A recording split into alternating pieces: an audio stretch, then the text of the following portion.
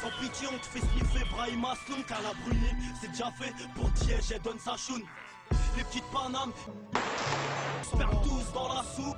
Ils quittent vite la school et préfèrent Bicraft Klaxou. Le parigo il porte ses couilles. Si tu le crois sur Cancun, c'est qu'il a collé une passeuse avec de la coke dans sa foufoune.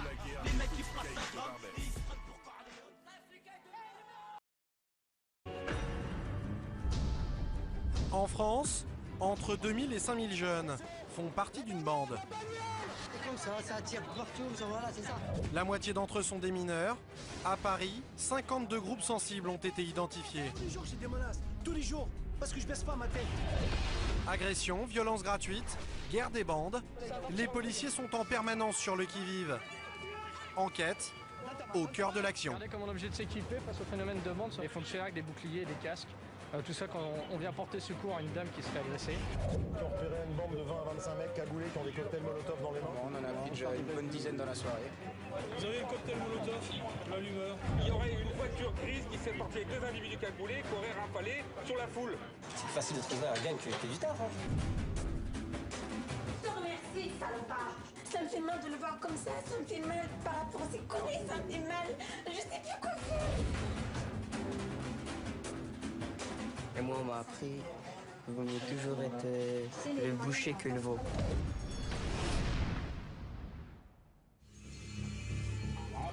Quoi qu'il arrive, vous restez derrière nous.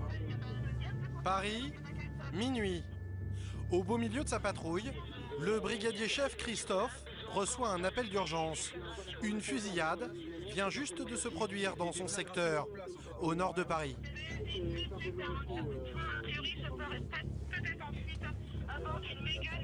Il faut faire vite, afin de ne pas laisser s'échapper les éventuels témoins. À peine arrivé, la patrouille remarque un homme qui semble sous le choc. Qu'est-ce qu'il a vu, lui? Il est plein de sang, lui. Oh, monsieur! Monsieur! Vous avez vu quoi, là? Monsieur, arrêtez-vous! L'homme est en sang. Visiblement, il était aux premières loges. Pourquoi vous êtes plein de sang, monsieur? Bah c'est comme ça attire partout, voilà, c'est ça. Il est parti où le monsieur? Monsieur? Monsieur! Et il se casse! Manifestement, l'homme n'a pas envie de parler. Mais pour ce policier et ses hommes, pas question de laisser s'échapper un témoin important. Oui, tranquille. Ils sont venus, ils étaient là, et ils sont descendus de la voiture tranquille. Jusqu'ici, voilà, ils sont rentrés même dedans, ils ont tiré sur mon pote là en bas dedans. Ouais, il est mort dedans là. Il avait pris une balle aussi? Ouais, sûrement, oui. Eh monsieur, ça c'est une balle coincée. Hein. Je sais pas. Attends, on va appeler les SPI. L'homme est hagard. Il ne s'est même pas aperçu que dans la fusillade, il avait reçu une balle dans le bras. Sur place, le brigadier-chef prend les opérations en main. Priorité, guider les pompiers jusqu'au lieu du drame. Dans une entrée d'hôtel, on arrive, il y a un individu allongé qui pisse le sang.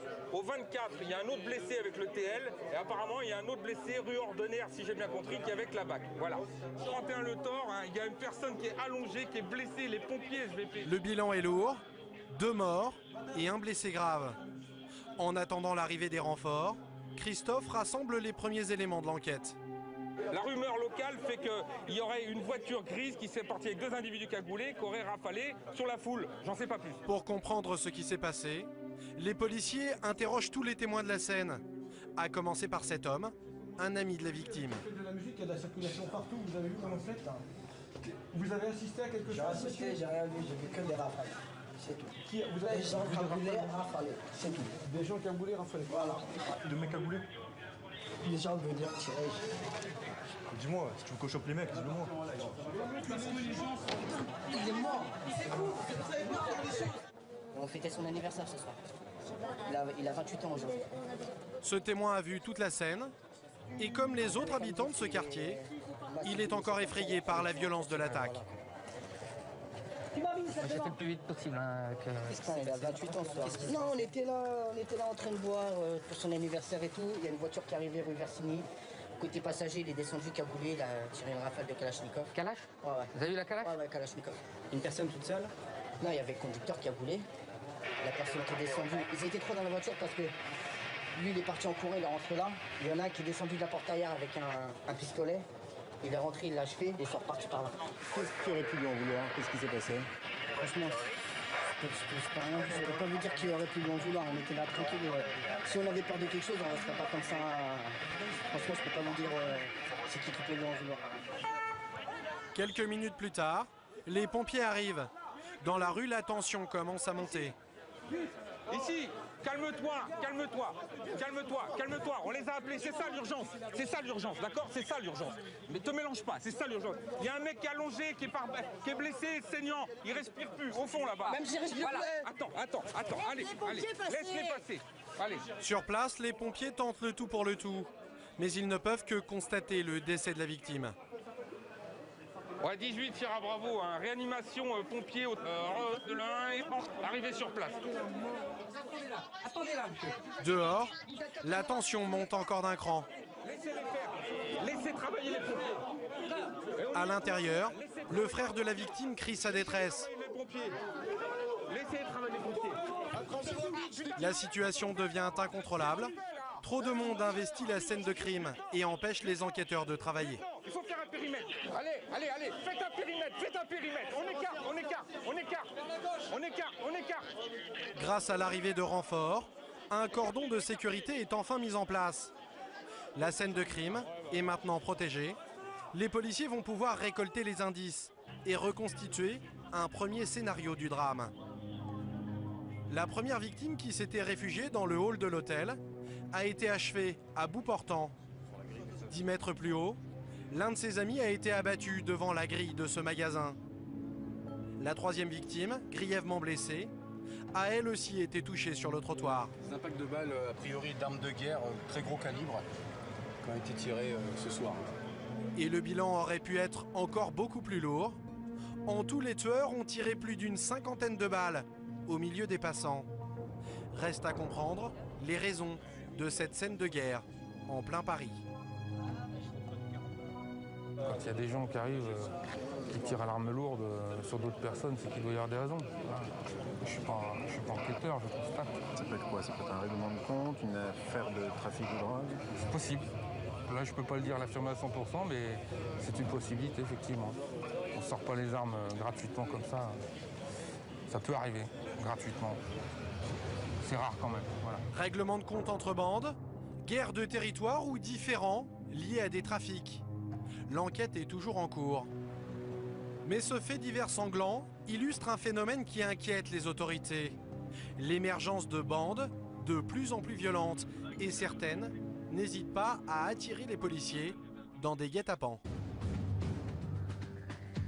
13 juillet, 300 mètres au-dessus de Paris. Un hélicoptère de la police surveille discrètement la capitale et sa banlieue. Équipé d'un phare et d'une caméra à visée nocturne, il scrute les zones sensibles afin de repérer d'éventuels fauteurs de troubles. Rien ne lui échappe. En cette veille de fête nationale, la soirée est propice au débordement et la nuit promet d'être chaude. Pour nous, sur la petite placette. Il y a cocktail Molotov et... il y a quelque chose là à gauche. Dans le nord de la capitale, le copilote repère une activité suspecte.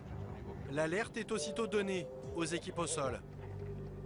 On a des groupes civils qui ont repéré une bande de 20 à 25 mecs cagoulés qui ont des cocktails Molotov dans les mains. La Curial-Cambrai, tous les ans au 13 juillet, 14 juillet, nous font le même coup. Donc on a demandé aux groupes civils de rester en périphérie et de ne pas rentrer tout seul.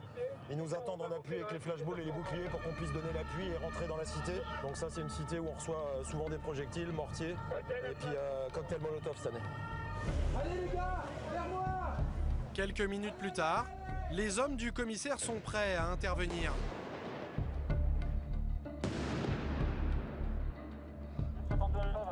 Ah, ils sont juste là les gars, si on court. Mettez-vous là sur le côté. Ouais bah aux effectifs présents, attention, hein, c'est du mortier, donc charge importante, hein, ça pète fort. Ce que les policiers appellent mortier, ce sont de gros feux d'artifice, strictement réservés aux professionnels. Certaines bandes n'hésitent pas à s'en servir contre les forces de l'ordre. Bon, un groupe, 5 à 10 individus, ils arrêtent pas de balancer du mortier, on les a vus, hein, ils sont 100 mètres face à nous, donc on attend votre top et on peut les prendre en tenaille. Allez, c'est parti, on monte les gars. Attention à ce qui va arriver. Ça court, ça court! Ça part dans la bagnole! Dans la bagnole! La bagnole! La bagnole! Devant l'intervention des policiers, les individus cherchent à prendre la fuite, mais la police est plus rapide.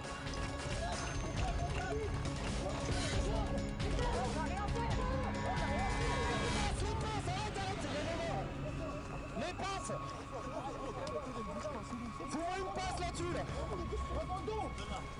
C'est bon les gars, c'est bon, c'est propre. Rue Tchaïkovski, 7 ou 8 interpellations d'individus en attroupement armé avec jet de mortier, jet de projectiles. La situation est figée, pas besoin de renfort, c'est reçu? La tension retombe. Il ne s'agit en fait que de jeunes, totalement inconscients du danger, qu'ils font courir aux riverains. Cette année, une femme est morte après avoir été touchée par l'un de ces explosifs. Approchez-vous. Tout ça là, tout ce qui est là, c'est à qui? C'est quoi? C'est des fringues? Il reste des pétards, des conneries, du mortier? On n'est pas... Arrêtez de dire on n'est pas. Vous avez vu ce que vous balancez comme charge là, les mortiers? Mais vous avez pas vu, on l'a fait en l'air. Vous savez sur qui ça va? Vous savez pourquoi on vient? Pourquoi? Bon, vous avez bien tiré des mortiers dans tous les sens puisque ça passe même au-dessus des immeubles. C'est bien vous qui les balancez puisqu'on est en bas depuis 20 minutes, on vous regarde faire. Vous n'avez même pas vu et après vous partez dans la bagnole et vous dites c'est pas moi, soyez au moins correct et reconnaissez les choses. Ah ouais, il y a un mortier aussi là. Monsieur, le mortier on va le récupérer aussi, ce sera ça de moins. Hop. Ah, vous nous demandiez ce que c'était, voilà. Coffret, 6 bombes, ils appellent ça des bombes, vous voyez quand même. En fait, c'est des mortiers qui servent à être tirés, enterrés. Distance de sécurité minimale pour le public, 30 mètres. C'est interdit à la vente, c'est sur internet, c'est des achats parallèles. Hein. Ça se vend pas en boutique, c'est interdit. Puis de toute façon, il y a des arrêtés préfectoraux en plus pour l'interdiction de vente de pétards. Déjà, les pétards de base qui sont vendus en magasin, donc ça encore plus. Ça, c'est totalement interdit, c'est des charges explosives. C'est pour les professionnels des artifices, pas pour les jeunes. Les jeunes passeront la nuit au poste, mais pas le temps de souffler. Quelques rues plus loin, un groupe d'individus serait en train de préparer un guet-apens. Il est où Julien? Il est parti avec Théo Delta? C'est les mecs qui Ça met où? Squarléon. Et nous on va où? Et nous on va à Raymond Queneau. Qu'est-ce qu'on a eu? J'ai pas d'infos. Raymond Queneau, ils ont foutu le quartier dans le noir et ils mettent des barrages sur lesquels ils mettent le feu. On a quoi, 2 sections? Ouais, on a 2 sections. Ça veut dire quoi mettre un quartier dans le noir? Eh ben, ils ont cassé le transformateur qui alimente l'éclairage urbain. Donc toute une rue sur 100 mètres à peu près dans la pénombre. Sur place, les policiers progressent lentement. Dans le noir, le danger peut venir de partout. Là, je suis sur Raymond Queneau, il y a des feux partout là. C'est incendié, ils ont coupé l'électricité, donc on est sur des barricades enflammées sur toute la cité. Donc pour le moment, on progresse dans le noir. Vous me repassez un coup de fil tout à l'heure. Merci. Au bout de la rue, les pompiers sont déjà affairés à éteindre une barricade enflammée. Une cité, barricade en feu sur tous les 10 mètres. Et l'éclairage... Ouais, ils ont coupé. Donc on est dans le noir pendant 3-4 heures toute la nuit et puis ils font des petits coups comme ça. D'accord. Voilà. Ah oui, c'est donc ça, ici, à Curial, à Orgue de Flandre, ils coupent, ils connaissent les compteurs, ils coupent et puis ils sont chez eux. Difficulté parce que éclairer pour voir où on progresse, c'est se montrer. Et progresser dans le noir, c'est risquer de tomber sur un petit guet-apens plus organisé. L'année dernière, ça tombait des fenêtres, on recevait des boîtes de conserve. Donc une boîte d'1 kilo sur la tête, ça peut faire mal. Là, ils sont pas là. Donc, ils ont dû mettre le feu il y a un petit peu de temps puis aller faire ça ailleurs. Donc on va tourner jusqu'à ce qu'on tombe dessus. Et les policiers n'ont pas longtemps à attendre. Un groupe suspect est repéré à l'autre bout de l'arrondissement. Là, on a Solidarité là, qui commence. Solidarité, une barricade, 20 mecs cagoulés qui nous attendent. Cette fois-ci, l'affaire est sérieuse. Dans le quartier, des petites barricades encombrent les rues. Le but, obliger les policiers à se déplacer à pied. Comme ils le redoutaient, à peine arrivés dans la cité, les policiers sont la cible de projectiles.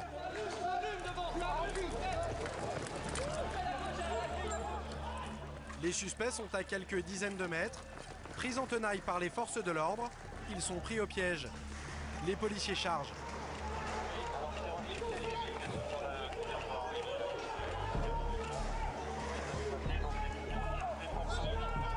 L'intervention est musclée et brise toute résistance.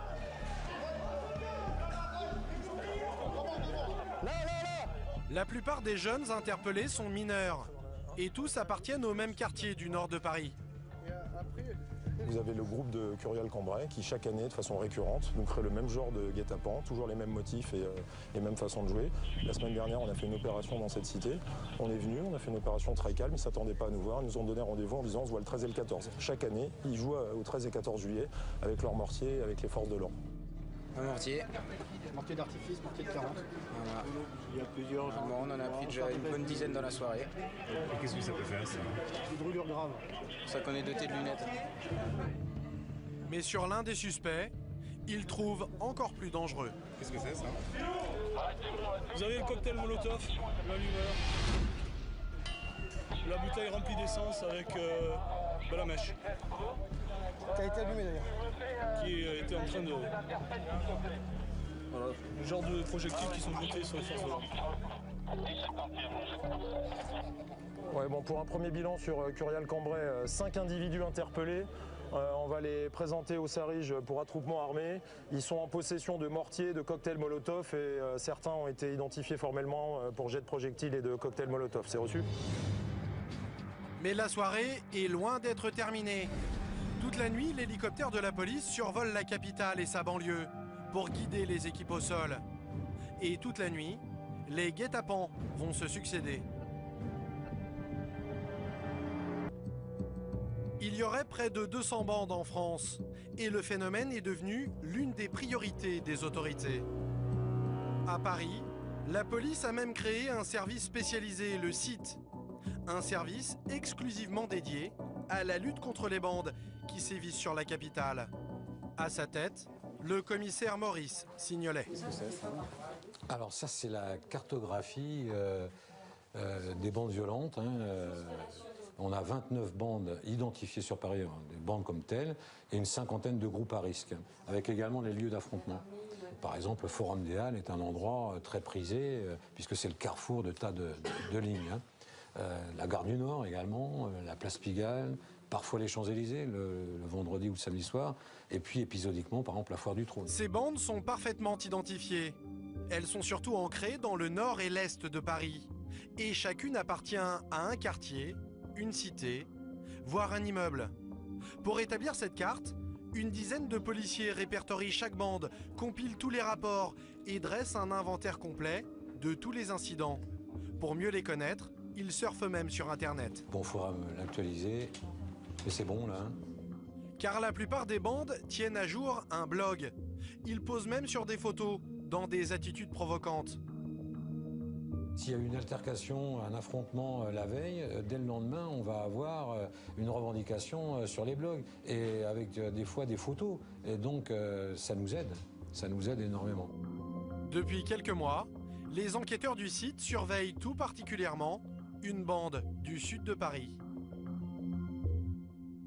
Il y a eu des échanges de coups de feu, il y a eu des coups de couteau, il y a eu des gens même qui ont été amputés d'un membre, etc. Donc les affrontements sont récurrents. Et de longue date, de très longue date. J'allais dire, ça se perd un peu dans la nuit des temps, mais depuis environ 3 ans, on peut dire que ça a redoublé de violence. Le territoire de cette bande, le voici. Un ensemble d'immeubles, en apparence tranquille, où vivent 2600 habitants, de toutes origines. Mais c'est aussi le théâtre de violents règlements de compte avec des bandes venues d'autres quartiers. Les policiers enquêtent justement sur une bagarre ultra-violente qui vient d'avoir lieu dans la Poste, au pied de la cité. Sur les caméras de vidéosurveillance, on peut voir 2 jeunes pris à partie par un autre individu et l'un d'entre eux n'hésite pas à sortir son arme.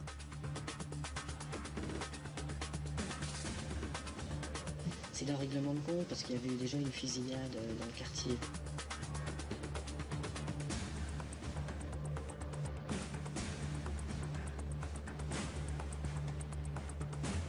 La scène dure moins d'1 minute, les agresseurs repartent. C'est une revendication identitaire, identitaire d'un territoire, parfois même d'un arrondissement d'une manière très large, mais plus fréquemment d'un ensemble d'immeubles, d'une rue, même voire d'une cage d'escalier. On a vu des rivalités de cage d'escalier à cage d'escalier. Le simple fait pour une personne venant d'un autre bâtiment, venant dans leur cité, peut être considéré comme une agression. Je te prends ça parce que du coup, je vais aviser la place. C'est l'un de ces hommes, Didier, qui est en charge de l'affaire. Premier travail, décrypter le rôle de chaque individu et tenter de les identifier. Voilà. Lui, c'est lui qui vient chercher de l'argent. Et son petit copain, c'est lui. Ils habitent sur le 14e et la poste se situe sur le 15e. Et en se rendant à la poste, ils seraient passés devant la cité qui est mitoyenne à la poste, la cité Périchaud. Alors qu'ils sont dans la poste, 3 petits gamins les ont vus rentrer. Ils sont venus faire un repérage dans la poste et ensuite ont alerté les copains pour visiblement régler un compte qui pour l'instant nous échappe. Au moment de sortir, Les deux jeunes qui ne sont pas sur leur territoire comprennent qu'ils sont attendus par la bande rivale. Ils se sentent pris au piège. C'est là que l'un d'entre eux sort son arme. Voyant ça, l'individu qui se trouve là, lui se jette dessus, très courageux. Lui prend peur, recule, braque. Et là, en fait, fait usage de son arme. Ça fait clic. Selon les témoins entendus dans la poste, ça fait clic. Sauf que, forcément, hein, n'est pas Tom Cruise qui veut. Donc, ça marche pas. Du coup, il regarde bêtement son arme. Il comprend pas pourquoi ça fonctionne pas. Après la bagarre, le porteur de l'arme est amené au commissariat. Il a 15 ans et il est déjà connu des services de police pour des affaires de violences urbaines, de recel et de port d'armes illégales. Asseyez-vous, je vous en prie. Dans cette affaire, il pense être simplement convoqué en tant que victime de l'agression. Quant à l'arme qu'il a utilisée, il a déjà une réponse toute faite. Il y a une arme? Une arme, c'est-à-dire? C'est un pistolet à billes. Un pistolet? Ouais. Un pistolet à billes? Ouais. Et qui l'avait ce pistolet à billes? C'est vous? Quand on rentre dans la poste. Le jeune homme affirme qu'il ne s'agissait que d'un pistolet à billes, un jouet en vente libre et totalement légal. Mais pour lui, cela va se compliquer. Le problème, c'est que sur place, nous, on a retrouvé des cartouches. Ah bon? Et c'était pas un pistolet à billes. Donc il va falloir que vous expliquiez là-dessus. Donc moi, de ce fait, je vous place en garde à vue à compter de l'heure où vous êtes présenté. Et il va falloir qu'on voit un peu cette histoire. Le jeune homme reconnaît finalement qu'il s'agissait d'un pistolet à grenaille. Tiré à bout portant, cela peut être mortel. Ce garçon qui s'est présenté tout à l'heure comme une victime risque maintenant d'être mis en cause pour tentative d'homicide. Et il encourt jusqu'à 20 ans de prison. Tu l'as trouvé où, ce grenaille? Derrière la parquette. Une arme soi-disant trouvée dans la rue, derrière une supérette. L'adolescent ne semble absolument pas avoir conscience de la gravité de son comportement. D'accord. Et j'arrive, j'ai un pistolet à billes. Faux. D'où t'as manipulé des armes déjà avant? J'avais manipulé, j'entends et je regarde. Tu regardes qui? Je regarde la télé et tout. C'est pareil. C'est pareil. Imagine au moment où tu braques, dans la poste, il y a un fonctionnaire de police qui va prendre son service et qui est équipé de son arme. Moi, ça m'arrive. Je te calibre. Hein. Ah, mais tu me bouge pas avant. Ah non, mais tu plaisantes ou quoi? Je sais pas, moi, si ton arme, elle est chargée. Je sais pas si elle est factice, si c'est un grenaille, si c'est un bille. Mais il est tout petit comme ça. Mais peu importe. Peu importe. Allez, on avance. Ce qui inquiète les policiers, c'est que l'arme utilisée dans la bagarre reste introuvable. Il faut la retrouver avant qu'elle ne tombe entre de mauvaises mains et qu'un drame ne se produise. Il décide alors de perquisitionner au domicile du jeune homme. Ses parents sont divorcés et il vit chez sa mère. Bonjour madame, c'est la police. D'accord, on vient procéder à une perquisition avec votre fils. Il est en garde à vue pour des faits qui se sont déroulés fin juin. Oui. Je t'ai dit qu'il rentre plus. 6h du matin. 6h du matin. Mais monsieur, je n'ai marre. Oui, non, je n'ai marre, monsieur. Je comprends. Je n'ai marre, on fait honte, là. Venez, madame. Venez, madame. Venez. Dans la chambre du garçon, les policiers découvrent une armoire bien rangée, une console, une dizaine de jeux, un ordinateur portable. Mais aucune arme. De son côté, sa mère explose. Je te remercie. Je te remercie, salopard. Je te remercie, espèce de connard. Oh, la haram, j'ai mes copains. Non, j'ai des copains. C'est les copains. Madame. Les copains, hein. Les copains. Je comprends votre réaction. Les copains. Mais c'est pas la bonne chose. J'en ai marre de lui. Non, j'en ai marre de lui. Il va pas comprendre. Il va pas comprendre. Les copains. Mais à chaque fois, les copains. Tu vas où? Chez mon copain. Tu dors chez qui? Chez mon copain. Tu dors chez qui? Chez mon copain. Je suis désolée, je suis comme ça parce que je peux plus. Dieu, j'ai envie de le bouffer. Ça te fait marrer, ta mère qui est comme ça, non? Ça me fait mal de le voir comme ça me fait mal par rapport à ses conneries, ça me fait mal. Je sais plus quoi faire. C'est tout à fait normal. Je ne peux pas comprendre. Je t'en prie, il faut qu'il soit bien. Pour trouver une maison, regarde bien, mais il est pas content. Je n'ai marre.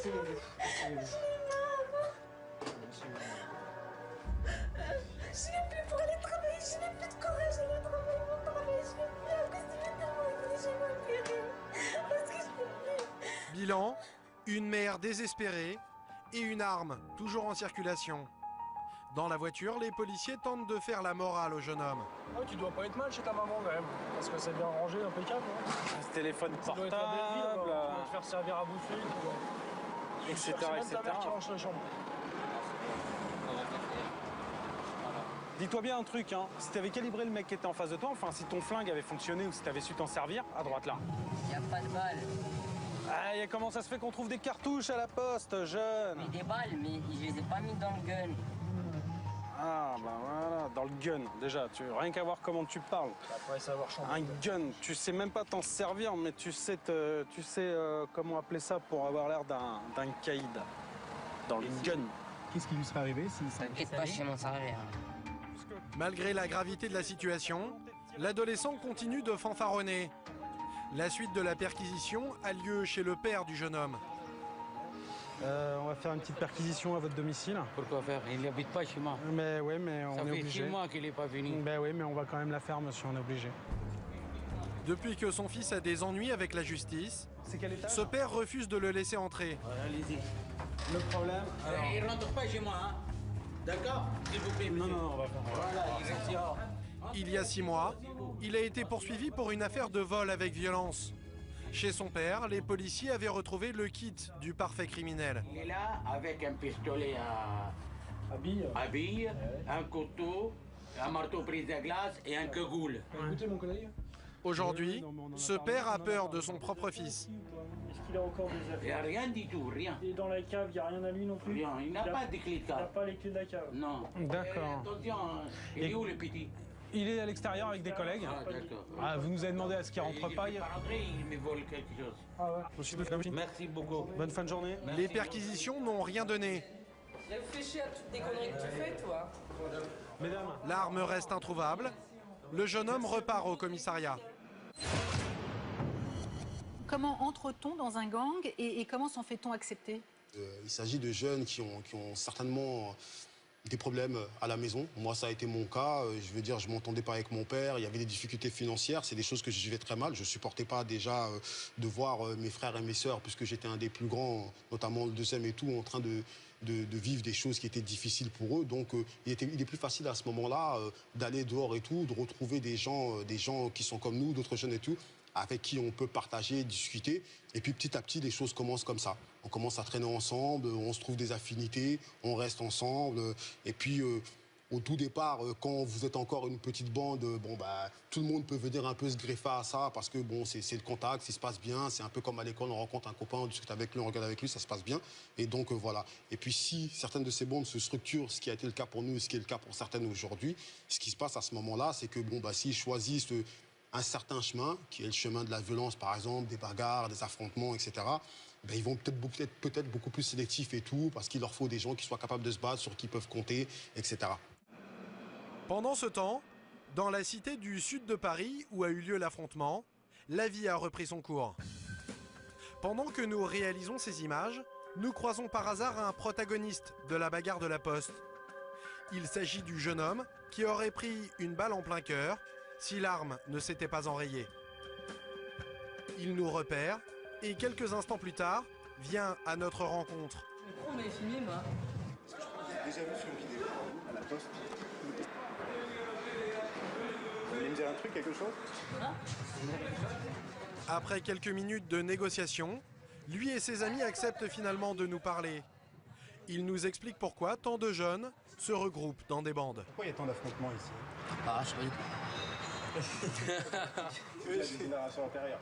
Pourquoi toujours des bandes? Toujours des guerres entre bandes. Parce que personne essaie de s'en sortir tout seul. Et les gens ils pensent qu'en étant en bande, ils vont réussir leur vie. Marcher à 10 dans la rue, ça les rend plus forts. C'est facile de trouver un gang que du taf. Hein. Moi, voilà, je connais des gens, là, ils sont dans la merde, ils cherchent du taf. Demain, on cherche une arme. C'est plus rapide que les assédiques ici. Hein. C'est comme ça. Et qu'est-ce qui se passe en ce moment? C'est assez chaud, non? Bah ouais, échange de tirs, bagarre de bande. Alors, pour quelle raison il y a eu un affrontement à la Poste? Quelle est la raison il y a eu un affrontement à la Poste? Parce que, logiquement, celui qui a l'arme, c'est l'agresseur, vous êtes d'accord avec moi? Personne qui va à la Poste avec une arme. Voilà, qui va à la Poste avec une arme? Il va à la Poste, soi-disant il va retirer de l'argent. Personnellement, Il prend l'agresseur, une arme de poing avec lui. Pourquoi? Pour traîner avec une arme sur soi, il faut se reprocher quelque chose. On ne traîne pas avec une arme sur soi si vraiment on n'a rien fait. Moi, j'ai rien fait, je traîne pas avec une arme. Les jeunes passent sous silence leur propre rôle dans la bagarre. Mais à demi-mot, ils nous expliquent que le porteur de l'arme se savait menacé. Il appartient à une bande rivale, située de l'autre côté du boulevard. Une bande qui, quelques semaines plus tôt, les aurait attaqués à coups de pistolet. Ce serait donc le point de départ de toute l'affaire. Et l'affrontement de la Poste aurait eu lieu en représailles. Faut que les gens arrêtent de croire qu'on peut tirer sur les gens comme on veut. C'est pas comme ça la vie. On tire pas sur n'importe qui pour n'importe quoi. Non, il a failli perdre l'usage de sa main et l'autre il a failli perdre sa jambe. Pour des conneries comme ça. Parce que vraiment, je vous dis, c'est des conneries. C'est des conneries. Hein. Parce que après, les flics ils vont croire qu'il y a des histoires de je sais pas quoi d'un nid. C'est des conneries. C'est des conneries. C'est même pas une histoire de regard ou d'un nid. C'est des conneries. C'est encore pire que ça. C'est encore plus infantile que ça. On ne saura jamais bien pourquoi, quelle était l'origine du conflit. Un regard mal interprété, une histoire de fille, un chahut quelconque, un mauvais geste va entraîner toute une série de réactions plus ou moins violentes, plus ou moins organisées, avec des retours, ils appellent ça des retours. Des matchs retours. Des matchs retours, c'est un peu ça. Et après, ça fait boule de neige, quoi. Pendant ce temps, le jeune homme au pistolet à grenaille est toujours dans la cellule du commissariat, en attendant de s'expliquer devant le juge. Mais visiblement, il ne retire de cette histoire aucune leçon. Bien au contraire. Ça va pas finir. Qu'est-ce qui va pas finir? Là, cette histoire. Père est chaud, par de mauve. Qu'est-ce que vous voulez dire? Qu'il va y avoir des représailles? Je pense, ouais. Moi-même, déjà, je veux me venger. Mais s'il faut aller au trou, je le ferai. Des propos plutôt inquiétants. Comme lui, il serait près de 5000 à faire partie d'une bande. La moitié seraient des mineurs. Presque toujours, ces jeunes sont livrés à eux-mêmes. Vous allez toujours à l'école? Non. Ça fait combien de temps? 2 ans. Pourquoi? Parce qu'ils m'ont viré. Pourquoi ils vous ont viré? Mon comportement. Mon comportement. C'est-à-dire? Les conneries. Qu'est-ce qui s'est passé à l'école? Rien, c'est parce que bagarre, les trucs comme ça. Vous allez rester combien de temps ici? La plupart des gens qui étaient ici, là, ils ont fini en tôle. Alors... À 15 ans, cet adolescent semble aujourd'hui n'obéir qu'à une seule loi, celle des bandes de quartier. Et tenter de résister peut parfois s'avérer dangereux. Saint-Denis, cité du Franc-Moisin, une banlieue très sensible près de Paris. Mahmed est le directeur de ce supermarché, ou du moins de ce qu'il en reste. Regardez l'état du magasin. Il faut avancer un peu, regarde. Mais regarde, on croit qu'il y a un bombardement. On croit qu'ils l'ont bombardé sur le magasin. Mais regardez, il y a pour 600 000 de stock. Mais regardez, mais est-ce que c'est logique tout ça? Mais je rêve. Le 15 septembre dernier, un incendie criminel a entièrement détruit son établissement. Des années de travail parties en fumée. Qu'est-ce qui s'est passé concrètement? D'après la police, ils sont rentrés, ils ont cassé les portes, ils sont rentrés dans le magasin. Ils ont aspergé de pétrole ou d'essence, ils ont tout aspergé. Il n'y a plus rien. Il n'y a plus rien, ils nous ont punis. Ils ont gagné. L'enquête est toujours en cours. Mais pour Mahmed, aucun doute. Cet incendie est l'épilogue de la guerre qui l'oppose aux bandes du quartier depuis des années. Mais c'est des bandes, bien sûr, ils me menacent tous les jours. Tous les jours, j'ai des menaces. Tous les jours. Parce que je baisse pas ma tête. Parce que je les réponds, moi. Moi, je veux le respect. Des enfants de 13 ans qui t'insultent, qui te menacent, qui te gazent, qui te frappent. Depuis 3 ans, les médias suivent le combat de cet homme contre les bandes de la cité. Il est même devenu un symbole. L'énorme ras-le-bol d'un commerçant de Saint-Denis, en Seine-Saint-Denis. Sa supérette a été attaquée 2 fois par des voyous en 2 mois. Son cauchemar commence en 2007, dès l'ouverture du magasin. Des bandes veulent y imposer leur loi. Sur ces images d'une caméra de surveillance, des dizaines de jeunes armés de gaz lacrymogène et de matraques attaquent le vigile pour dévaliser les caisses.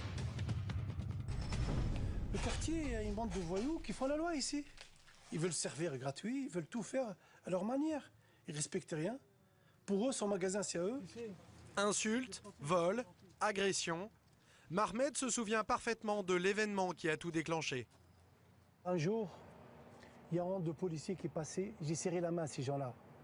Il y a 4 individus qui sortent de la cité Franc-Moisin, cagoulés. Ils m'ont dit, enculé, comment ça se fait, tu serres les mains à des policiers chez nous? J'étais surpris de ce mot-là chez nous. Il dit, chez vous où? Il m'a dit, ici, tu es à 9-3 à Franc-Moisin. Ici, enculé de ta race ne serre jamais la main aux policiers. Et depuis ce jour-là, les problèmes ne cessent d'aggraver, de jour en jour. Mahmed ne veut pas se soumettre et il va le payer cher. Quelques semaines plus tard, un homme cagoulé surgit dans son magasin avec une barre de fer et il lui brise la jambe. Là encore, il saisit les médias pour dénoncer la situation dans son quartier. J'en ai marre parce qu'il n'y a personne qui parle. Les gens sont agressés, ils ne posent pas plainte. Les femmes âgées s'arrêtent sur sa coche, ils ne posent pas plainte parce qu'ils ont peur des voyous. Mais jusqu'à quand on va avoir peur de ces gens-là? Jusqu'à quand? Jusqu'à quand? 3 ans plus tard, rien n'a changé. Au beau milieu de la cité du Franc-Moisin, le supermarché vient de brûler, mais là encore, personne n'a rien vu. Vous savez pas ce qui s'est passé là? Non. Le magasin est incendié. C'est à peine. Je sors, je vois que tout est brûlé. C'est comme ça. Vous savez ce qui s'est passé? Non, je sais pas, non. Là, venez pas me m'interroger parce que je vous donne un coup. Non, là, écoutez, vous créez des emmerdes aux habitants d'ici. Nous, on habite ici. Hein, nous, on habite là, vous venez, après, on passe, et les jeunes, ils nous voient, et ils vont dire qu'on dit du mal d'eux. Et après, on va avoir des problèmes. D'accord. Donc vous avez peur de témoigner? Non, j'ai peur de personne. On n'a rien vu. Mais ici, le Franc-Moisin, je deviens fou. Je peux pas vous raconter les histoires. Un enfant de 5 ans, il t'insulte. Ils font qu'est-ce qu'ils veulent? Ils rentrent dans le magasin, ils mangent, ils serrent. On peut rien dire. Ils agissent rarement seuls, c'est ça? Ils sont toujours en groupe. Ils nous brûlent les voitures, ils percent les pneus. Je peux pas vous dire combien de plaintes j'ai posées ici, combien de plaintes. Depuis, Mahmed a reçu des menaces de mort et sa famille a même été agressée. Aujourd'hui, il vit caché, au point qu'il a dû changer sa voiture contre un véhicule un peu particulier. Qu'est-ce que c'est que ce camion? J'ai acheté ce camion de la poste, comme ça les gens ils savent pas. Ils croient que je travaille à la poste. Comme ça je suis pas emmerdé. J'ai même pas changé le numéro de matricule exprès. Comme ça ils savent pas où j'habite. Son café, il le prend désormais loin de la cité. Et même là, il prend ses précautions.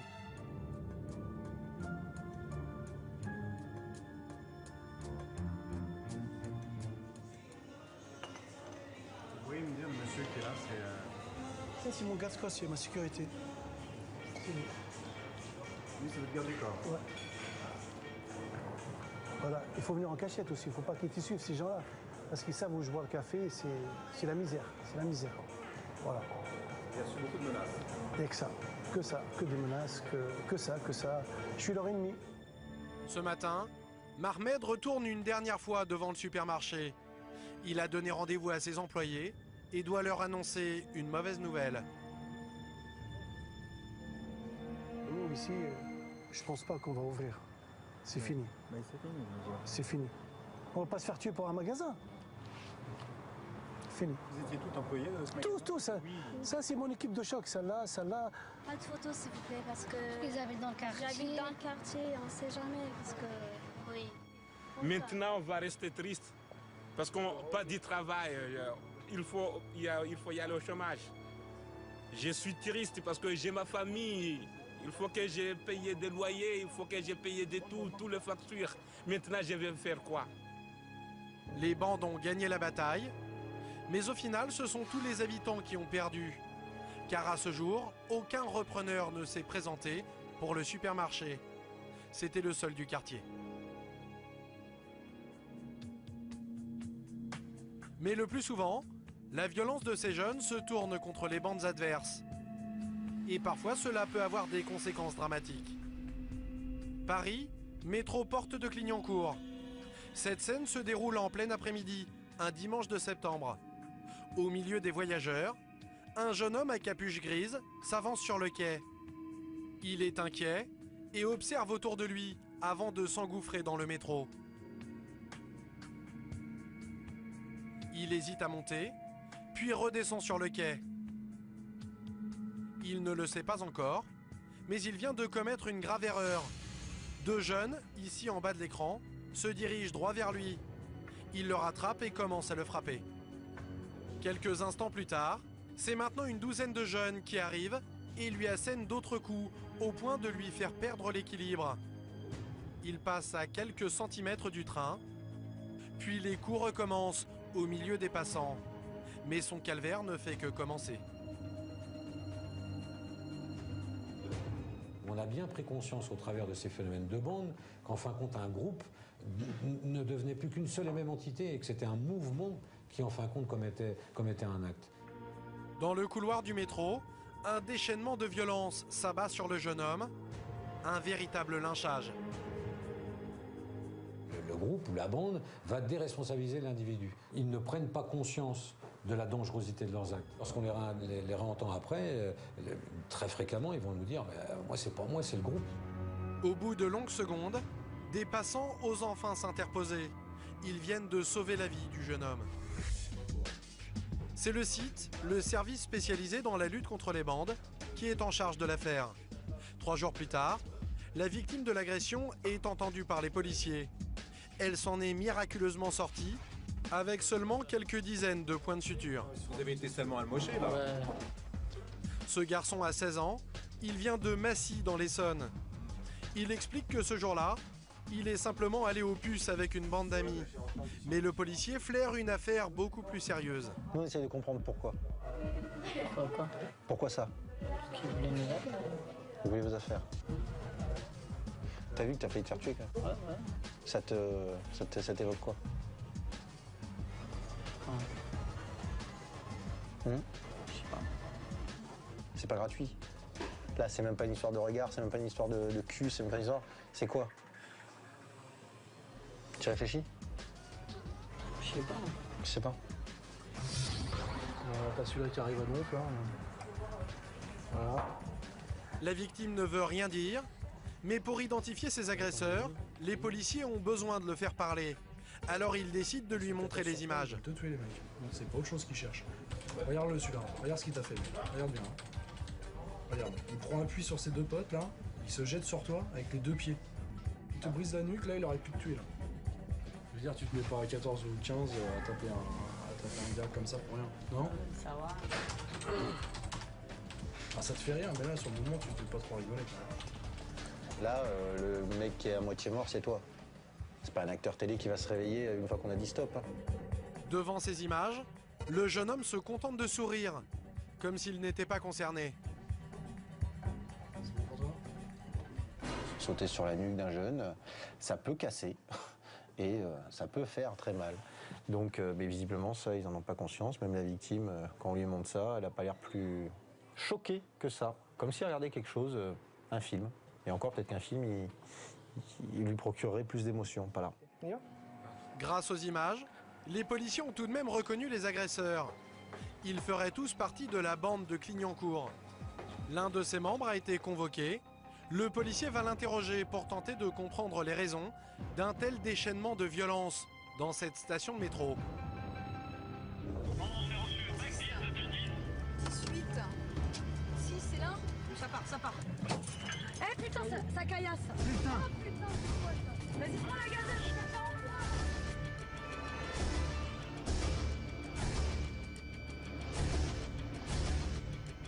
Ça va très vite. On va voir un jet de gaz lacrymogène et puis un individu qui s'avance en grille qui tente d'empoignarder un autre.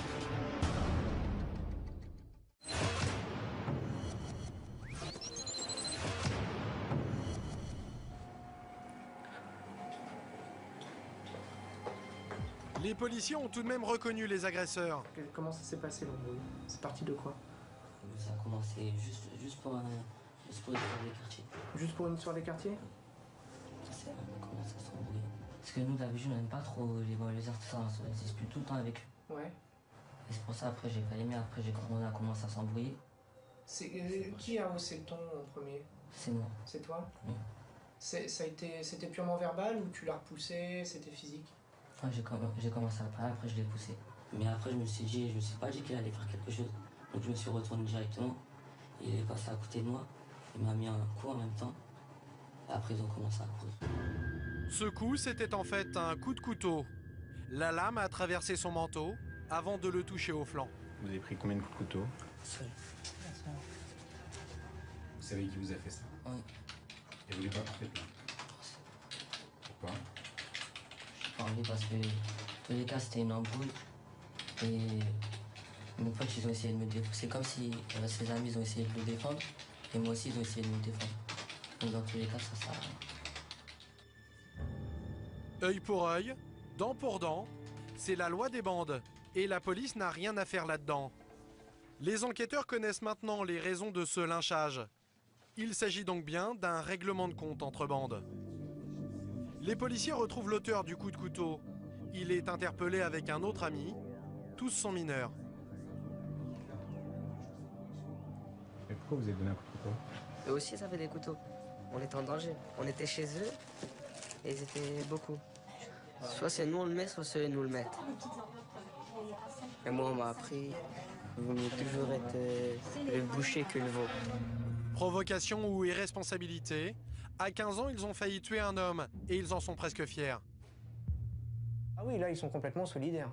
Là-dessus, c'est quelqu'un du quartier. Alors, soit c'est parce que on défend l'honneur du quartier, soit c'est parce qu'effectivement, c'est quelqu'un qu'on connaît, c'est le petit frère, c'est le cousin, etc., ou c'est le copain. Soit c'est simplement parce qu'on a envie de taper quelqu'un, hein, c'est l'envie de besoin de violence, etc. C'est, je sais pas, un instinct primaire. La chasse, c'est voilà, tout le monde sur une cible. Reste maintenant à identifier la bande des 15 agresseurs. Mais le jeune homme interpellé ne donne aucun nom. Il prétend ne pas connaître ceux qui viennent pourtant de le venger. Les connaissances, je serais pas avec eux, je reste pas avec eux. Pourquoi vous seriez pas avec eux?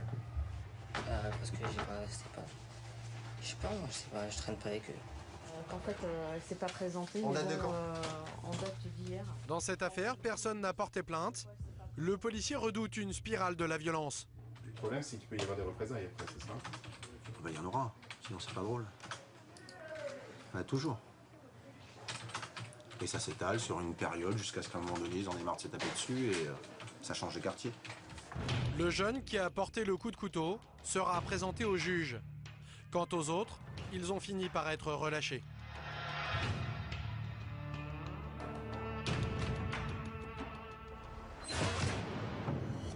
Quel regard portez-vous sur ces gangs qui émergent aujourd'hui, vous? C'est qu'il faut qu'ils réalisent que tout ça, ce n'est rien d'autre qu'une phénoménale perte de temps. Ils vont perdre 3 à 5 ans de leur vie dans des guerrières de quartier sans réel intérêt, pour des motifs la plupart du temps extrêmement futiles, parce qu'il s'agit d'adolescents, de préadolescents, et qu'on n'est pas encore dans des questions d'argent, c'est pas encore ancré dans leur esprit ni dans leurs attitudes.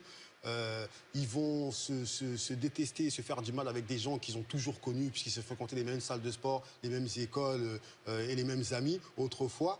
Et finalement, les 5 ans qu'ils auront perdus, au moment où certains voudront sortir, si c'est leur choix, et beaucoup font ce choix-là au bout d'un moment, il leur faudra encore 3 ans pour arriver à sortir de ça. Donc, à partir de ce moment-là, on peut comptabiliser entre 7 et 10 ans comme ça et tout, de perdus. On n'avance pas.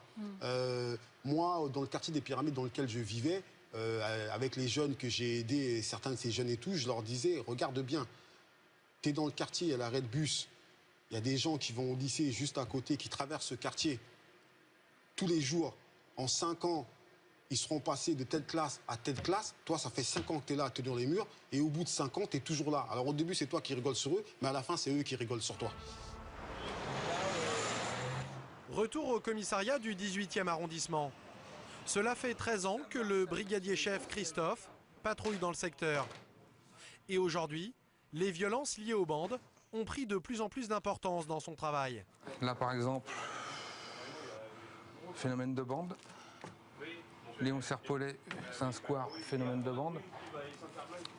Rue Riquet, phénomène de bande, mais là c'est fini, ils sont partis en vacances. J'en connais depuis 10 ans, je les ai vus grandir tout petits, ils ont pris 1 mètre de croissance en une dizaine d'années, bien sûr. On ne peut pas laisser le terrain à ces catégories de personnes, mais on ne peut pas non plus prendre des risques et puis mettre une cité à feu à sang, c'est pas le but. Voilà. Donc s'il y a des situations agressives en face de nous, c'est sûr qu'on va répondre d'une manière virile. Il est hors de question de ne pas faire notre travail de A à Z. Par contre, les choses se passent bien. Les choses se passent bien. On n'est pas là non plus pour attiser quoi que ce soit. Conséquence, sur le terrain depuis 5 ans, les interventions dans certains quartiers sont parfois tendues. On avait pris une armoire métallique, mes collègues, c'était à l'automne dernier, ici, là.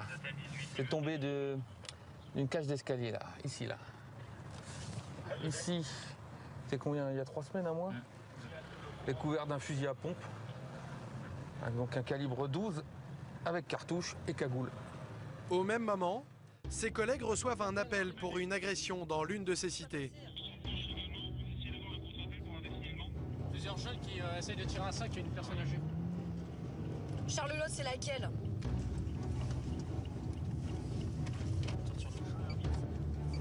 Émile Bertin, c'est pas celle-ci, je prends à droite là. À droite là. 18. Si, c'est là. Charlelotte, on y est. Même pour les policiers, intervenir dans ce quartier est devenu périlleux. La victime s'est réfugiée dans ce hall. Elle n'ose même plus sortir. Venez avec nous, madame. On va essayer de les retrouver. À quelques mètres de là, un groupe de jeunes se rassemble et commence à provoquer les policiers. Allez, vous nous les montrez là. Allez-y, montrez-moi. Regardez si c'est eux là. Ils sont comment les 3? Madame. Non, c'est pas ça. Ils sont barrés. Attends. Eh putain, ça caillasse. Ça vient derrière. Putain. Oh putain, c'est quoi ça? C'est de la farine. Non, c'est pas de la farine, la vitre elle est pétée. Elle est pétée. Retourne. On a pris la victime en charge, on s'est fait agresser par 3 individus, on n'a pas le signalement. On s'est fait caillasser à Charlelotte, on a la vitre arrière qui est pétée. Il y a des jeunes sur place. Les policiers prennent en chasse le groupe qui a lancé le projectile. Ils sont rejoints par les hommes du brigadier Christophe. Vas-y, go les gars là.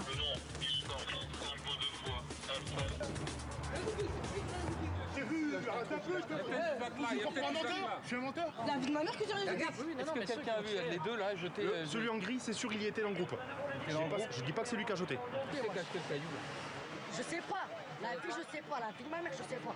La fille de ma mère, j'ai rien jeté, mon frère. Pendant ce temps-là, un policier recueille le témoignage de la victime à l'arrière de la voiture. Ils vous ont tapé, ouais. Est-ce qu'ils vous ont volé quelque chose?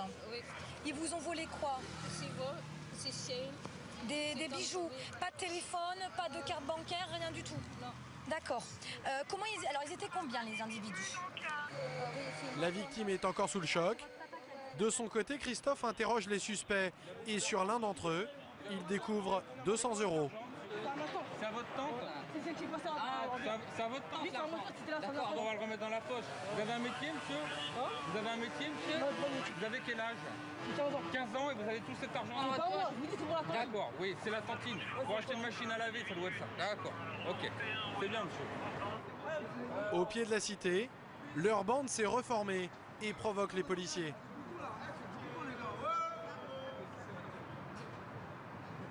Voilà, vous avez typiquement un phénomène de bande, voilà comme on peut dire. Voilà. La police arrive pour une agression de femme âgée. On est reçu voilà, par des cailloux et puis des jeunes qui squattent à droite, à gauche. Avec des gamins de 15 ans qui gardent les sous de leur tente dans la poche de leur veste. Voilà, tout va bien. Très rapidement, la tension monte et les policiers appellent des renforts. Ils savent que la situation peut rapidement devenir incontrôlable. Dans la voiture, la victime du vol se sent de plus en plus mal à l'aise. De toute façon, je vous donnerai les démarches à suivre pour aller déposer plainte. Et ensuite, vous aurez une réquisition pour aller voir un médecin. Et comme ça, on aura les jours d'ITT. Hein, parce que vous avez quand même la lèvre gonflée. Hein. La victime, aujourd'hui, elle n'ira pas déposer plainte. Ouais. Elle veut partir. Allez, au revoir, madame. Faites attention à vous. Hein. La femme qui vient de se faire agresser connaît bien cette cité. Elle préfère se taire pour éviter les représailles. Putain, arrêtez, voilà, putain. On n'a rien fait, wesh. Quant aux 2 jeunes soupçonnés de caillassage, ils sont conduits au poste. Mais la police reste vigilante. Regardez comment on est obligé de s'équiper face au phénomène de bande, notamment sur notre arrondissement. Voilà, regardez, des fonctionnaires avec des boucliers, des casques. Tout ça quand on vient porter secours à une dame qui se fait agresser. Et donc voilà comment on est obligé d'intervenir. Cette dizaine de policiers anti-émeute va stationner plus d'1 heure au pied de la cité, le temps que la tension retombe. Tout le temps, hein, dans ce quartier-là, à chaque fois qu'on y va. C'est régulièrement hein, qu'on se prend des cailloux hein, sur les véhicules de police. Hein, c'est quasiment quotidiennement. Les 2 jeunes interpellés sont mineurs, mais ils sont déjà bien connus des services de police et visiblement, ils ne sont pas du tout impressionnés. Tu as dû faire quelque chose parce que tu as été reconnu. La pile de ma mère que j'ai rien fait. Sur le compte, la mec, j'ai rien fait. On m'a reconnu quoi? Arrête, wesh, arrêtez, voilà, arrêtez. Là, ils font les malins, mais c'est des jeunes qui ont 200 € dans les poches, qui cassent tout, qui agressent, mais c'est personne. Voilà. Je vais jeter une pierre, c'est même pas mon quartier.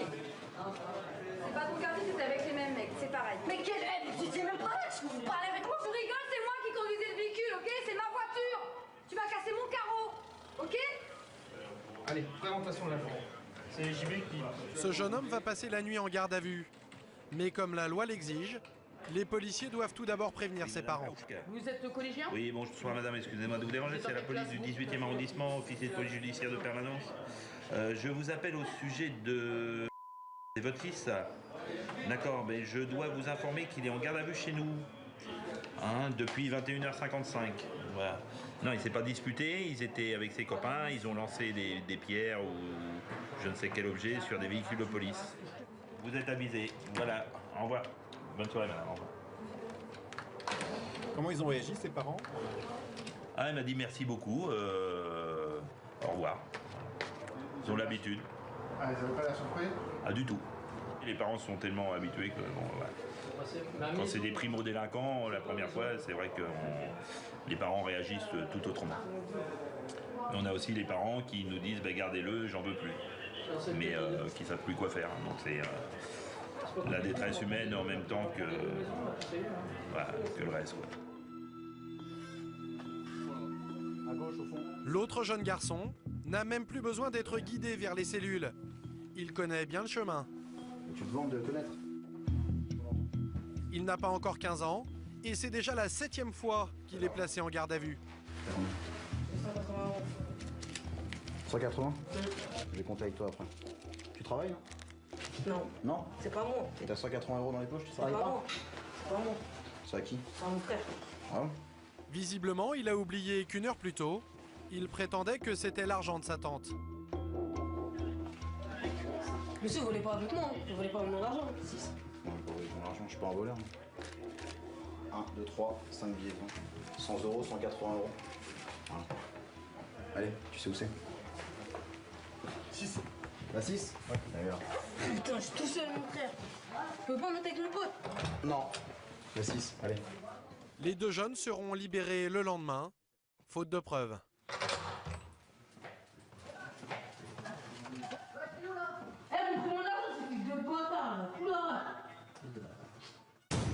Pour lutter contre les bandes, les policiers s'appuient aujourd'hui sur un outil discret, mais réputé efficace, la vidéosurveillance. À Paris, toutes les caméras sont centralisées ici, dans ce local ultra sécurisé de la préfecture de police. C'est quoi cette caméra là qui tourne là? C'est l'hélico qui est en mission sur 93 sur les toits. D'accord. Vous êtes devant les quelques caméras vidéo qui sont pour nous implantées dans les transports en commun, qui nous permettent d'accéder en temps réel à n'importe quelle gare de l'Île-de-France. Soit nous sommes en face d'un événement qui nous permettra d'envoyer une patrouille en temps réel, soit si nous n'avons pas pu être en face de l'événement ici ou à la salle de commandement, eh bien nous pouvons disposer des images enregistrées. Avec celle des transports en commun de toute la région parisienne, ce service peut compter sur plus de 15 000 caméras. Donc c'est très utile cette télésurveillance. C'est pas utile, c'est indispensable. C'est indispensable à notre action. Aujourd'hui, on ne peut pas concevoir qu'une police moderne, efficace, ne dispose pas d'images de ce type-là pour prévenir d'une part la commission des délits et d'autre part identifier les auteurs des délits ou des coups lorsqu'il y a des affrontements entre bandes. Point particulièrement sensible pour ces hommes, la gare du Nord. Avec un demi-million de personnes qui transitent chaque jour, c'est la première gare d'Europe, la 3e au monde. Mais pendant des années, elle a été le terrain d'affrontements entre bandes. Exemple avec ces images, enregistrées au printemps dernier. Voilà, c'est parti, ça va très très vite. On va voir un jet de gaz lacrymogène, voilà.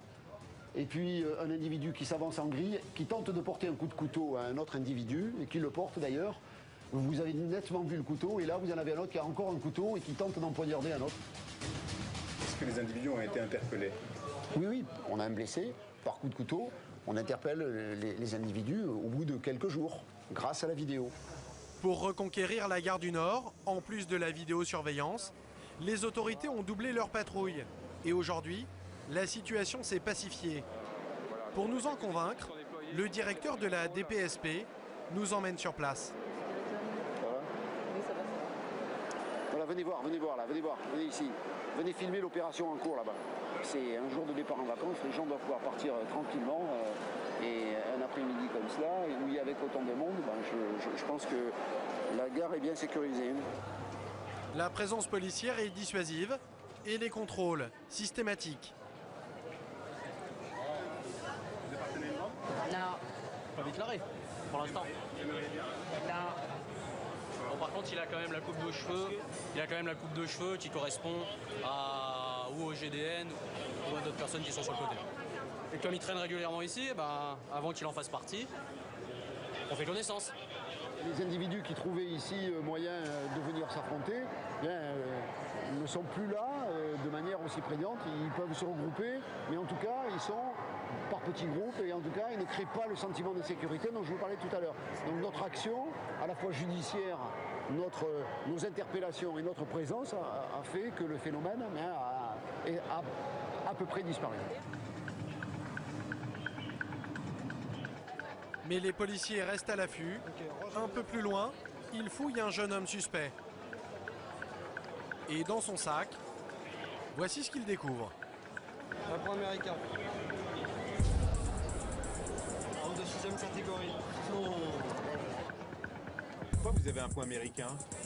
C'est mes questions de sécurité, c'est tout. C'est pas un objet de décoration, c'est pas un bel objet. Avec ça, on peut faire très mal. Vous pouvez tuer quelqu'un avec ça? Comment? Vous pouvez tuer quelqu'un avec ça? Vous êtes conscient? Jamais. Vous êtes conscient de ça? Jamais. Vous êtes conscient que vous pouvez tuer quelqu'un avec ça? Les policiers interrogent son acolyte pour en savoir plus. Ils soupçonnent un règlement de compte entre bandes. Ils veulent le tuer. Et pourquoi ils veulent le tuer? Il y a une histoire. C'est quoi l'histoire? En fait, c'est une histoire de cité, en fait. Alors au départ, c'est une embrouille, si j'ai bien compris. Un différent, mais qui portait sur quoi? Une fille? Non, même pas. La cam? Ah, je vous vois sourire un petit peu, l'histoire de cam, voilà. Un petit peu, mais alors... Et c'est une embrouille donc entre une cité d'Aubervilliers et l'autre cité, elle est d'où? Courtilière. Courtilière, d'accord. Vous faites partie d'une bande? Un peu. Un peu. Comment? C'est marqué là. Il y avait une histoire de cité. En fait là, les mecs ils veulent la peau à mon copain. Et c'est ça. En fait, ils ont tapé son petit frère. Son petit frère et des autres gens aussi. On a trouvé les personnes qui ont fait ça et on a réglé ça direct. C'est parti jusqu'à des armes, bon, voilà quoi. Ouais, mais si vous le prenez. On va pas se contenter de le prendre, monsieur. Vous allez faire l'objet d'une procédure judiciaire, c'est pas rien. Vous êtes connu des services de police? C'est la première fois? C'est dommage, monsieur. Bon, on va vérifier ça de toute façon. Vous allez nous accompagner, on va aller au poste de police, monsieur. Il va aller en garde à vue là, tout ça. Ah, il va partir en garde à vue là. C'est quand même dommage. Donc le message qu'il faut faire passer à tous vos copains, c'est qu'il ne faut pas se balader avec des armes blanches. Ni des poings américains, ni des couteaux, ni quoi que ce soit. Même pas la petite lacrymo. Ça sert à rien. Ici, vous êtes en sécurité. Quand vous voyez le nombre d'effectifs de police ici, vous êtes en sécurité, d'accord? Et c'est notre rôle à nous. Ok? Allez, c'est le message qu'il faut faire passer. Bon, j'espère qu'ils vont relâcher mon copain là. Parce que sinon, on va tout casser. Aujourd'hui, les policiers viennent probablement d'éviter une bagarre, mais certaines sont imprévisibles. Paris, porte de Saint-Cloud, au début de l'été. Un peu avant minuit, un groupe de jeunes s'apprête à regagner sa cité des Périchots. Ils Ils sont suivis par 2 hommes, en blanc, d'origine asiatique. Soudain, une bagarre éclate. L'homme à la chemise blanche sort un couteau et frappe son adversaire. Ils sont rejoints par les autres membres de leur bande. L'affrontement est bref mais très violent. Cet homme a reçu 5 coups de couteau.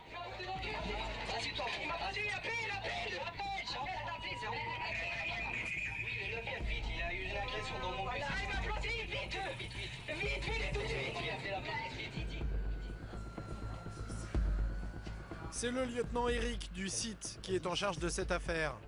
La victime a frôlé la mort. Elle est soignée dans cet hôpital parisien.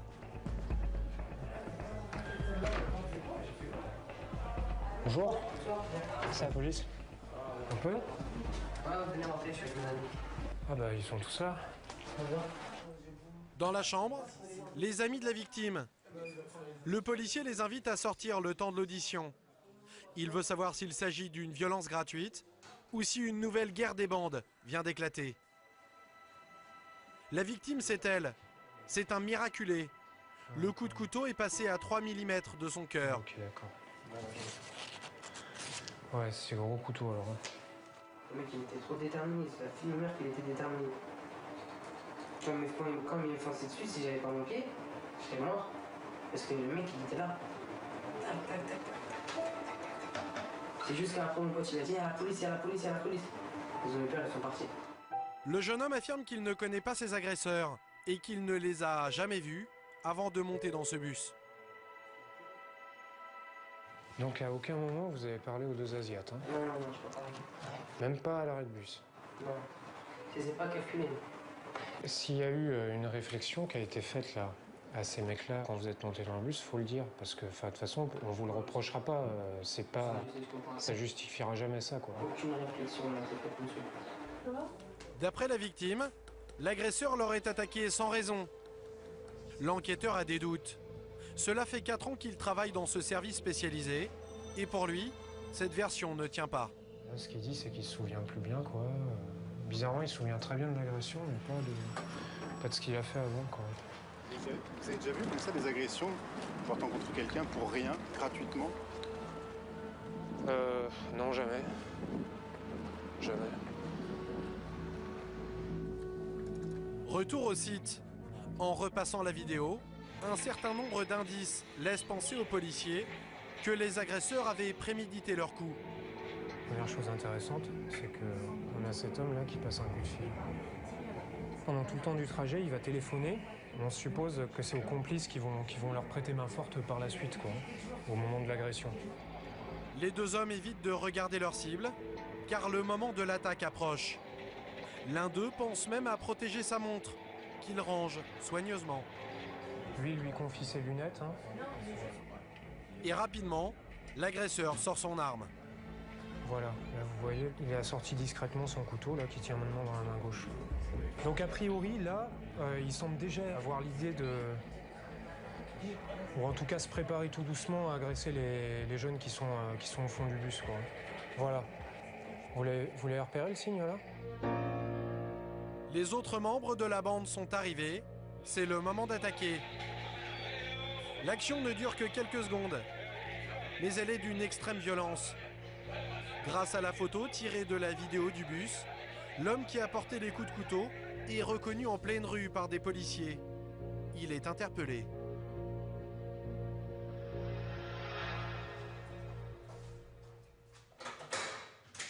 Il est philippin et ne parle pas français. Une traductrice l'accompagnera pendant les auditions. Fingerprints and photo. Par contre, dites-lui de ne pas forcer de se laisser faire parce que sinon je ne vais pas y arriver. You just like a doll, okay? Like a doll. Cet homme est inconnu des services de police. Regardez dans l'appareil, hein. Ni lui, ni aucun autre membre de sa bande ne figure dans leur fichier. Pour tenter de savoir à qui ils ont vraiment affaire, les policiers du site interrogent d'abord la femme du suspect. Comment est-ce qu'il devient fou et qu'il perd son self-control? Qu'est-ce qu'il fait dans ce cas-là? Oh, he has a self-control. He doesn't lose his self-control. No. He's very kind. D'accord. Avec elle et avec les autres personnes. And Yes. also with other people. Yes, other people. D'accord. Ok. 150, 200...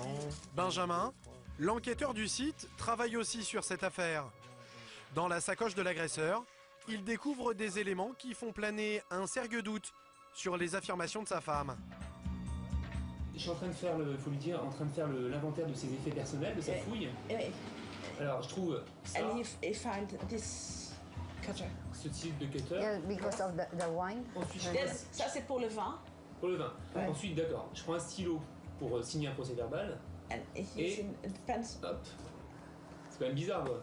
Quelqu'un qui a ça sur lui, c'est qu'il a quelque chose, soit il craint quelqu'un, soit il a besoin de se défendre. Quoi. If you have, He's a cook. He's a cook. Ah. D'accord. Sauf qu'un couteau, comme il y a caché dans le stylo, on s'en sert pas pour couper de la nourriture.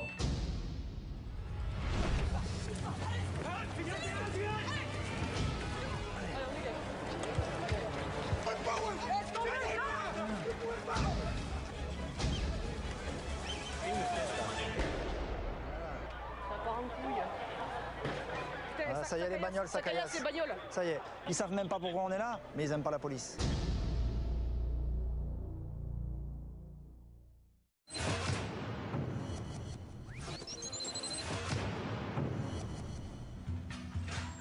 Visiblement, l'accusé n'est pas aussi pacifique que sa femme le décrit. Reste à lui faire reconnaître les faits. Première étape, l'identification formelle. Lui et sa bande, interpellés quelques heures auparavant, sont regroupés derrière une vitre sans teint. De l'autre côté, la victime doit les identifier. Il était là? D'accord.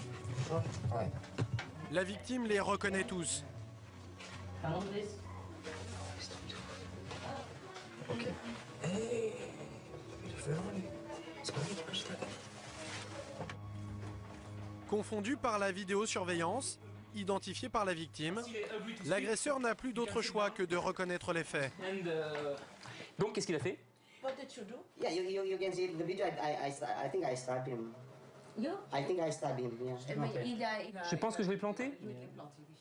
Il a asséné 1, 2 coups, 3 coups. How many shots? I think more than two. More than two. I think more than two. Plus que deux. Plus de 2 coups avec mon couteau. Hein. Le patron du site profite d'une pause pour faire le point avec ses enquêteurs. Pour lui, il subsiste encore trop de zones d'ombre. Cette affaire ne me plaît pas, parce que je ne comprends pas. Je ne crois pas du tout à cette agression comme ça, gratuite. Ça n'a pas de sens. C'est une agression gratuite, hein? Ouais, c'est ça. Moi, je crois pas du tout. Et les victimes sont aussi, les victimes sont aussi déglinguées que les auteurs là-dedans. Donc il faut connaître l'histoire. Ça ne me convient pas. À l'autre bout du couloir, la victime est à nouveau entendue. Les policiers sont persuadés qu'il s'est passé quelque chose avant l'agression dans le bus. Et ils veulent savoir quoi. Maintenant, tu dis la vérité, d'accord? Parce que là, on est jeudi, les faits, ça s'est passé dimanche, et pour l'instant, on a perdu 3 jours. Donc les bêtises de on n'a pas fait ci, on n'a pas fait ça, nous on est gentils, c'est terminé. Maintenant, tu dis la vérité, tu vas dire tout ce qui s'est passé. C'est pas une conversation avec les Chinois. Si j'en ai eu une, c'est obligé, j'ai dû dire ouais, t'as un chaud, toi, c'est tout. Sans plus. Et c'est là que vous avez échangé un mauvais regard? Ouais, c'est là qu'on a changé un mauvais regard. You show it like this, and yeah, like that. For example, you and me. Yeah. So I say something in press, and then I like this, and while saying something in press, and then before I step to the bus, he tap it like this. My back. He do that to impress his friend that I. Pour quelle raison? Comme ça, gratuitement? Maybe because we are Asian. I think because we are Asian, we are small person. Peut-être parce qu'eux ils sont We are only two, maybe we are only two. That's et why. ils sont petits. Est-ce qu'il ne trouve pas son acte un peu disproportionné face à l'attaque? Parce qu'on est quand même face à un mec qui lui fait ça avec le poing, et lui, il répond en donnant un coup de couteau. Alors, c'est pas disproportionné, non? I am stranger. Here. I didn't understand what he's saying. It's the first time that I saw that guy. Because this guy first threatening me. Il pensait qu'il était en danger, d'accord. Entre penser être en danger et être en danger réellement, ça va être très difficile pour lui de se justifier son acte par rapport à l'attaque. Il n'y a pas eu d'attaque, il n'y a rien eu. Il pourra jamais invoquer la légitime défense là-dessus. C'est impossible. Impossible. L'agresseur risque 30 ans de prison. Les autres membres de sa bande encourent 7 ans de réclusion pour violence avec arme en réunion. Et un adolescent a failli mourir. Parfois, il suffit d'une étincelle pour que la situation explose. La nuit tombe sur Paris. Le brigadier-chef Christophe et ses hommes reprennent la patrouille dans le quartier de Pigalle, qui attire chaque soir de nombreux touristes, des cibles privilégiées pour les bandes du quartier, mais aussi un terrain d'affrontement entre bandes rivales. Oh là, qu'est-ce qui se passe? Des fois, ils se retrouvent sur Pigalle, voilà, ils se fixent des dates de rencontre, et puis où ils se trouvent, ils commencent à échanger. Voilà. Les policiers sont à l'affût du moindre débordement. L'objectif de ce soir, un groupe de jeunes qui fait du bruit au pied d'un immeuble. Bonsoir. Tiens, mettez-vous tous là-bas, s'il vous plaît. Je vous explique. Là, devant le 9, il y a des gens qui habitent, qui dorment. Voilà, le regroupement, là, il saoule quelques personnes. D'accord? Monsieur, vous appelez comment, monsieur? Vous avez des papiers, vous? Non. Comment ça s'écrit? Vous avez des papiers, vous? Vous avez donné? Et vous, comment vous appelez, vous?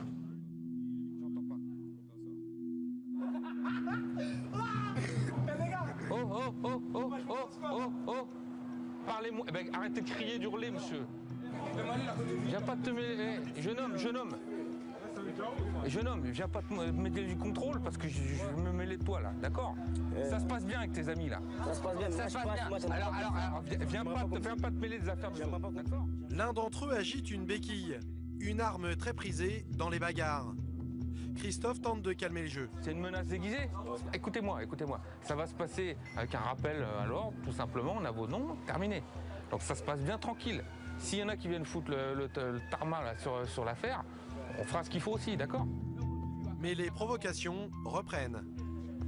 Qu'est-ce qu'il y a là? Qu'est-ce que tu parles de moi? Est-ce que j'ai pas de physique? De quoi je me mêle? De quoi je me mêle? Pourquoi vous parlez de mon physique? Avec les potes, ça se passe bien.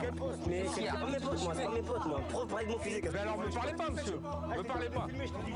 En quelques minutes à peine, la situation est devenue explosive. Pour éviter qu'elle ne dégénère, à 3 contre 10, Christophe décide de mettre un terme à ce simple contrôle.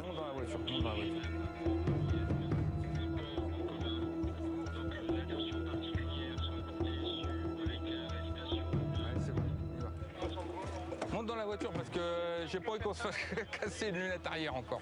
Il y a des vieux qui habitent dans cet immeuble, ils en peuvent plus. Ils en peuvent plus. À moins des choses, c'est que... Ils ont menacé, là? Oui, mais bien sûr. C'est pas grave. Tous ceux qu'on a vus, on connaît leurs noms, leurs adresses. Le moins de cailloux jetés par un de ces gars, il y aura une réponse pénale derrière. Quelques mètres plus loin, les provocations recommencent. Fais gaffe, casse-toi! Voilà, jet de canette. Une canette d'un célèbre Colin a été jetée dans notre direction.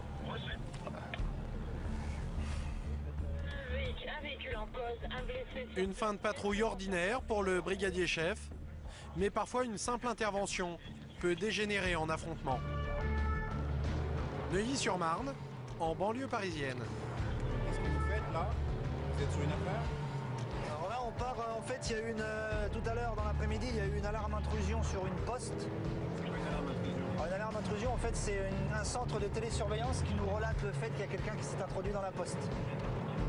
Donc ça s'est passé il y a à peu près 1h30 de ça. Et le temps que toutes les autorités se mettent en place, donc là on se rend dessus parce que les collègues qui sont dessus sont en train de se faire caillasser par les jeunes des cités qui sont là-bas sur place. Fabrice de la brigade anticriminalité de la Seine-Saint-Denis connaît bien Neuilly-sur-Marne. Il y patrouille depuis 3 ans et ce n'est pas la première fois qu'il doit porter secours à d'autres policiers. Première difficulté, ils doivent s'arrêter avant d'avoir rejoint leurs collègues. Ils ont repéré un rassemblement suspect et craignent d'être à leur tour pris pour cible. Ah, regarde là-haut, tu vois, voilà. La configuration des lieux, c'est qu'en fait toutes les zones sont en hauteur. On va faire le tour en voiture, on va revenir par l'autre côté. Pourquoi vous dites ça? Parce que là, si on risque non seulement déjà pour la voiture, et puis pour nous en passant sur la passerelle. Par contre, tu pars en marche arrière si tu peux là. Pas en marche arrière. On va pas traverser parce qu'on va se faire niquer là.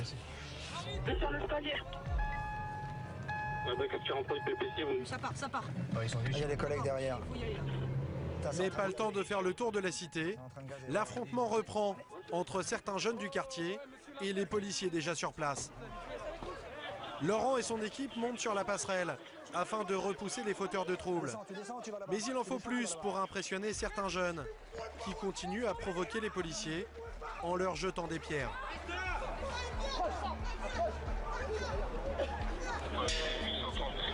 Ça caillasse. Quand on est arrivé, vous aviez tous les individus qui étaient sur les esplanades, en fait, qui s'en prennent aux forces de l'ordre. Donc vous avez tous les effectifs de police qui sont là ou là-bas. En fait, on se fait caillasser. Pour quelle raison? On n'aime pas la police. Voilà. Ils savent même pas pourquoi on est là, mais ils n'aiment pas la police. Donc tout ce qui peut représenter l'État, ils n'aiment pas ça. Ah. Allez, Pascal, Zoff et moi, on se met juste à l'angle là. Et vous bougez pas d'ici. Les policiers sont bien décidés à ne pas lâcher le terrain. Ils repoussent les jeunes un peu plus loin, mais cela ne fait que déplacer le problème.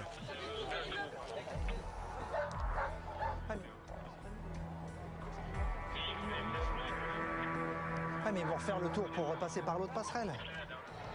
Ça arrive, les gars! T'entends pas avec le casque. Ils ont compris, ils ont compris. Pour impressionner leurs assaillants, ils tirent en l'air au flashball. Toute la bande contourne la cité pour prendre les policiers à revers. La réaction des jeunes est immédiate. Ça y est, les bagnoles, ça caillasse, les bagnoles. Ça y est. Aussi vite qu'ils étaient apparus, les assaillants abandonnent le terrain et se dispersent. Laurent et ses hommes reçoivent le signalement de l'un des caillasseurs. Ils partent aussitôt à sa recherche. Hauteur de jet de projectile. C'est lequel? Jean Claire et veste Adidas? Hein? C'est lui qui se barre, hein? Ils repèrent le suspect à quelques mètres devant eux, assis au milieu de ses amis. C'est celui-là qui se barre. L'intervention est rapide. Le jeune homme a à peine le temps de réagir. Passez-le. C'est bon. Donne ta main. Allez. Derrière, ça là par derrière la main. Allez. Voilà. Vous notifiez le garde à vue, d'accord? En violence volontaire. Attends. Il y a des chaussures. Le suspect nie les faits, mais il est conduit au commissariat.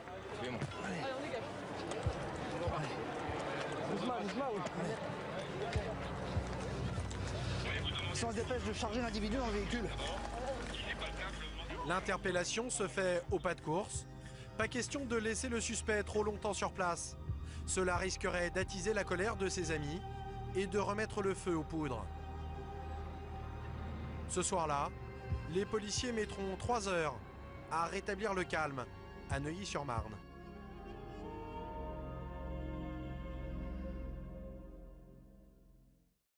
Sa capitale, celle qui a connu les HLM, celle qui saute du 4ème, celle qui t'allume en KTM. Et plus merde, sans scrupule, elle a besoin de quelques flashs, histoire de sortir ses vieilles rancunes ou de faire cracher une calache. Les cris autour de la taille, ton marabout il se fout de ta gueule. On t'allume du béton par terre, parole du désert Eagle. 7-5 Paname, ouais ma gueule rien que ça canard.